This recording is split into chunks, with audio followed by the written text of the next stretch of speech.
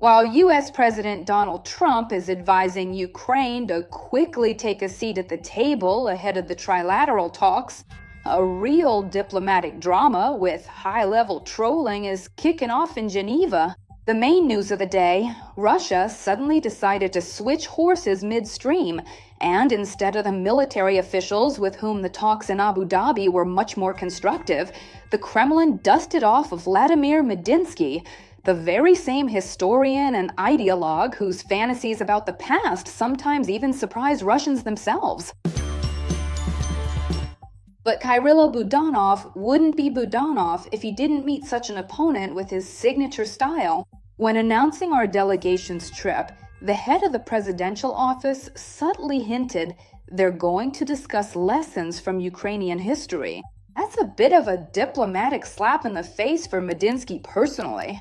Military experts are already saying outright, replacing serious negotiators with Medinsky is either the Kremlin's attempt to talk circles around everyone, shifting the focus from security to religion and politics, or just another act of stalling for time. Will Geneva become the site of a real breakthrough, or will it turn into yet another historical debate under the watchful eye of the State Department? The head of the president's office, Kirill Budanov, announced that the Ukrainian delegation has left for negotiations in Geneva. The consultations will take place on February 17th and 18th, with mediators from the U.S. participating, and are aimed at achieving a ceasefire and a prisoner exchange. Russian Deputy Foreign Minister Alexander Grushko stated that any peace agreement regarding Ukraine must take into account security guarantees for Russia and not be limited solely to the interests of the Ukrainian side. The spokesperson for the head of the Russian Federation, Dmitry Peskov, stated that during the negotiations in Geneva, the delegations intend to discuss, among other things, the issue of territory. U.S. Secretary of State Marco Rubio admitted that Washington does not intend to force either side in the process of ending the Russian-Ukrainian war to agree to a future peace deal. Unlike previous meetings, Russia has downgraded the status of its delegation, which will now be led by presidential aide Vladimir Medinsky, who already took part in last year's negotiations in Istanbul and is known as a historian and Putin's ideologist.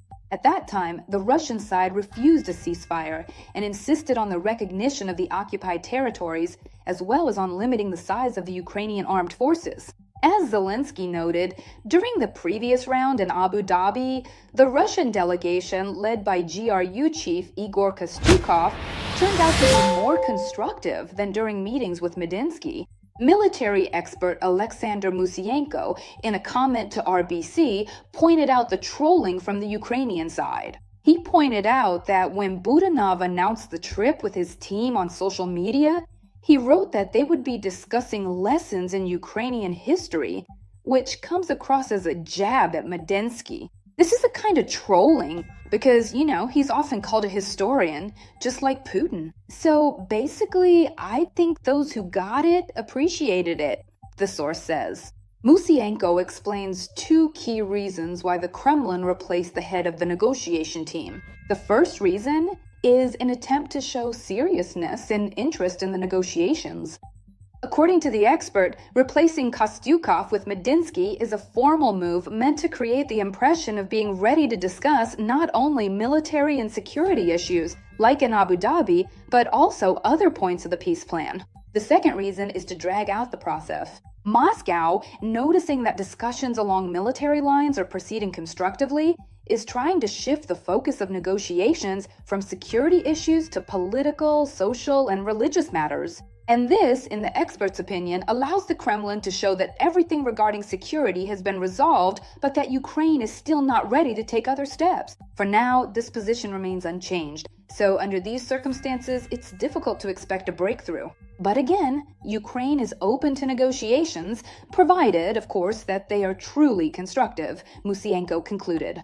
Notably, President Zelensky named his team NSDC Secretary Rustem Umerov, Presidential Office Head Kirill Budanov, Intelligence Deputy Vadim Skibitsky, Deputy Head Serhiy Kislitsia, Chief of General Staff Andriy Gnatov, and Servant of the People leader David Arakamia.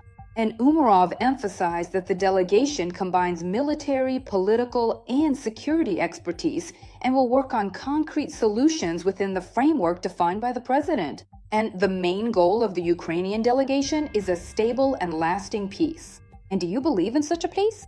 Write your thoughts in the comments and we'll read them. That's all for now. Give us a like and